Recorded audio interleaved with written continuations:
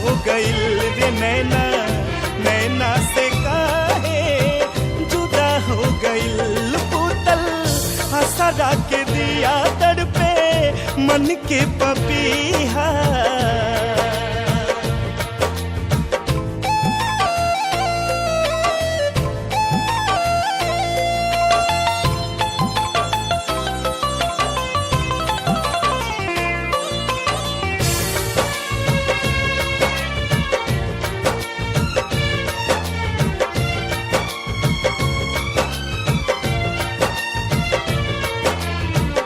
सावन भादो लेखा बरसे लायकिया हो, आवेला याद उनके बतिया।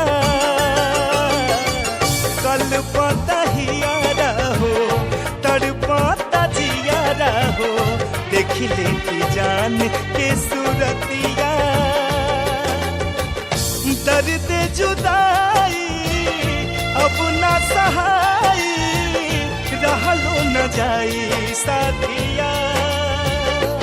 गलती हमारा से कवने खुदा हो गइल, गलती हमारा से कवने खुदा हो गइल। नैना, नैना से काहे जुदा हो गइल रे नैना, नैना से काहे जुदा हो गइल। पुतल हसरा के दिया तड़पे मन के पपीहा।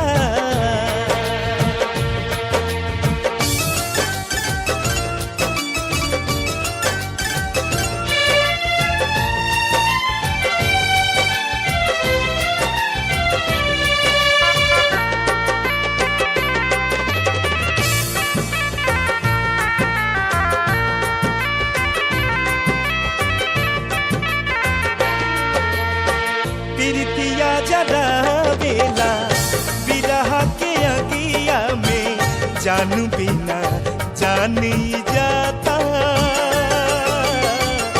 रब्बा मिला दे रे कुछ तो बता दे रे, बारी कहवा न पाता। खो जाता तोहके मन के भंवरवा, तोहरा बिना जाए न जिया। दूर काहे हमसे हमरो दिल रुबा हो गइल, दूर काहे हमसे हमरो दिल रुबा हो गइल। नैना, नैना से काहे जुदा हो गइल रे नैना, नैना से काहे जुदा हो गइल। पुतल हसरा के दिया तड़पे